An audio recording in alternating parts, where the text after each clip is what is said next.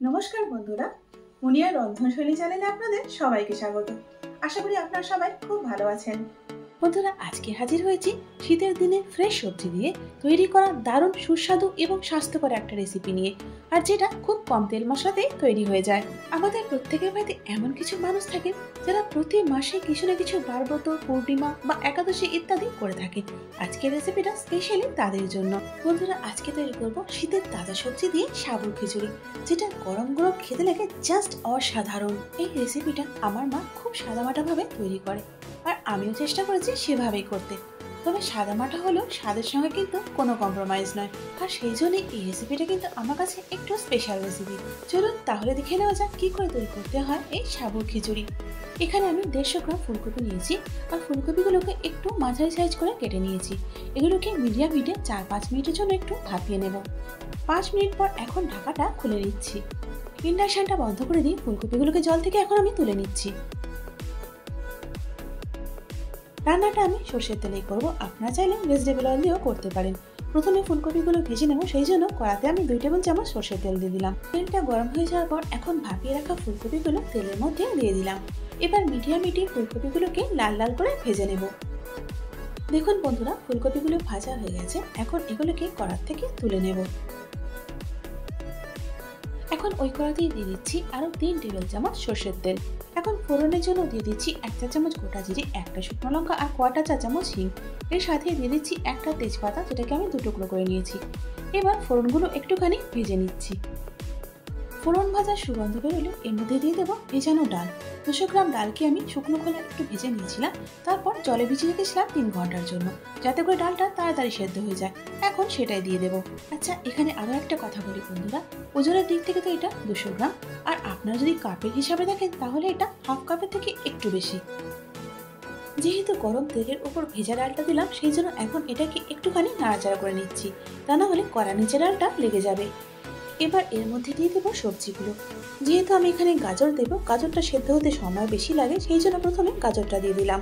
গাজরের পর এখন এখানে দিয়ে দিচ্ছি 2টো মাঝারি সাইজের টমেটো, যেগুলোকে আমি একটু বড় বড় টুকরোতে কেটে নিয়েছি, আর 2টো চেরা কাঁচা লঙ্কা। এরপর এখানে দিয়ে দিচ্ছি 2 কাপ গরম জল। এবার একবার সবকিছু ভালো করে নাড়াচাড়া করে নিচ্ছি। এবার চাপা দিয়ে মিডিয়াম হিটে 10 মিনিটের জন্য রান্না করে নেব। মিনিট 10 পর এখন ঢাকাটা খুলে নিয়ে আবারও একবার নাড়াচাড়া করে নিচ্ছি। আর এবার একবার দেখাচ্ছি বন্ধুরা ডালটা ঠিক কতটা সেদ্ধ হয়েছে। দেখুন, ডালটা প্রায় 80% পর্যন্ত সেদ্ধ হয়ে গেছে, কারণ ডালটা আমি আগের থেকে ভিজিয়ে রেখেছিলাম। যদি আপনারাও এভাবে করেন তাহলে এই রান্নাটা হতে কিন্তু খুব একটা বেশি সময় লাগবে না। এবার এর মধ্যে আরো কিছু সবজি আমি দিয়ে দেবো। দিয়ে দিচ্ছি ফ্রেঞ্চ বিনস কিছুটা, পরিমাণটা আর বলছি না, আপনারা আপনাদের সুবিধা অনুযায়ী কম বা বেশি করে নেবেন। আর দিয়ে দিচ্ছি শিম, একদম তাজা। এর সাথে গরম জল দিয়ে দিচ্ছি 2 কাপ। বন্ধুরা, আপনারা নিশ্চয়ই এটা লক্ষ্য করছেন যে খিচুড়িতে আমি কিন্তু জলটা বারে বারে দিচ্ছি। একেবারে দিয়ে দিলে হয়তো পাতলা হয়ে যাবে, আর তা না হলে কম হবে, সেই জন্য আন্দাজ বুঝে বারে বারে দিচ্ছি। এবার ঢাকা দিয়ে এটাকে আরো 10 মিনিটের জন্য রান্না করে নেব। 10 মিনিট পর এখন আবারও ঢাকাটা খুলে নিলাম। এবার এর মধ্যে দিয়ে দিচ্ছি হাফ কাপ মটরশুঁটি। এটা কিন্তু বাড়িতে তৈরি করা ফ্রোজেন মটর, আপনারা চাইলে এর মধ্যে ফ্রেশ মটরশুঁটিটাও দিতে পারেন। এখানে 200 গ্রাম সাবু নিয়ে আমি 3 ঘন্টার জন্য ভিজিয়ে রেখেছিলাম, আর সাবুটা ফুলে ডাবল হয়ে গেছে আর অনেক নরম হয়ে গেছে। মেজারিং কাপের হিসাবে এটা কিন্তু হাফ কাপের থেকে একটু বেশি, অর্থাৎ ডাল এবং সাবুর পরিমাণটা সমান সমান। আর এই ভিজিয়ে রাখার জন্য রান্নাটা কিন্তু খুব চটপট হয়ে গেছে। এখন এখানে 1.5 চা চামচ গ্রেট করে নেওয়া আদা দিয়ে দিচ্ছি। এর সাথে এখানে দিয়ে দিচ্ছি 1.5 চা চামচ ধনের গুঁড়ো, দিয়ে দিচ্ছি হাফ চা চামচ জিরের গুঁড়ো। এখানে আমি 10-12টা কাজু এবং 10-12টা কিশমিশ নিয়েছি, সেগুলোকে দিয়ে দিলাম। দিয়ে দিচ্ছি 1 চা চামচ হলুদ গুঁড়ো। এখন গরম জল দিয়ে দিচ্ছি half cup. Now time to mix mix mix. বন্ধুরা, আপনারা নিশ্চয়ই লক্ষ্য করেছেন যে আমি কিন্তু এখনো পর্যন্ত নুনটা দিইনি, কারণ শুরুতে যদি আমি নুনটা দিয়ে দিতাম তাহলে কিন্তু নুনটা কম বা বেশি হতো। কিন্তু এখন যখন সবকিছু দেওয়া হয়ে গেছে, খিচুড়ির পরিমাণ বুঝে নুনটা দিলে নুনটা কিন্তু একদম পারফেক্ট হবে। এখন দিয়ে দিচ্ছি ভেজে রাখা সেই ফুলকপিগুলো। এবার নুনটা দিয়ে দিচ্ছি পরিমাণ মতো। যেহেতু নিরামিষ সাবুর খিচুড়ি একটু মিষ্টি মিষ্টি হয়, সেই জন্য চিনিটা দিয়ে দিচ্ছি 1 টেবিল চামচের মতো। যদি আপনারা পছন্দ না করেন তাহলে স্কিপ করে দেবেন। এবার ফাইনালি দিয়ে দিচ্ছি হাফ কাপ গরম জল। বন্ধুরা, যে কোনো খিচুড়ি তৈরি করার সময় অবশ্যই গরম জল ব্যবহার করবেন। এই সাবুর খিচুড়ি যদি খুব পাতলা হয় তাহলেও যেমন ভালো লাগবে না, আবার খুব বসে গেলেও কিন্তু ভালো লাগবে না, অর্থাৎ টাইট হয়ে গেলেও ভালো লাগবে না। সেই জন্য যখন আপনারা জলটা দেবেন একটু বুঝে দেবেন। এবার জলটা দিয়ে সমস্ত খিচুড়িটা আবারও একবার ভালো করে নাড়াচাড়া করে দিলাম। সাবুটা দেওয়ার আগে পর্যন্ত আমি মিডিয়াম হিটে খিচুড়িটা রান্না করেছি। এবার ঢাকা দিয়ে 10 মিনিটের জন্য লো হিটে রান্না করব। যদি মিডিয়াম হিটে রাখা হয় তাহলে কিন্তু সাবুটা করাতে লেগে যাবে। মিনিট 10 পর এখন ঢাকাটা খুলে নিচ্ছি। খুলে নেওয়ার পর আবারও খিচুড়িটা একবার নাড়াচাড়া করে নিচ্ছি। দেখুন বন্ধুরা, এখানে সাবুর খিচুড়িটা কিন্তু তৈরি হয়ে গেছে। আর কনসিস্টেন্সিটা ঠিক এইরকম হতে হবে। এর থেকে যদি আরো বেশি গাঢ় করি তাহলে ঠান্ডা হওয়ার পর একদম বসে শক্ত হয়ে যাবে।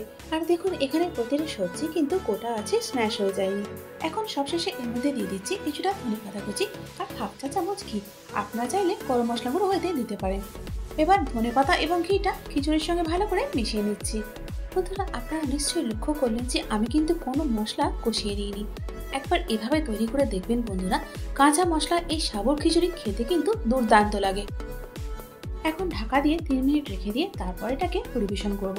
দেখুন বন্ধুরা, এখানে সাবুর খিচুড়িটা আমি পরিবেশন করে দিয়েছি।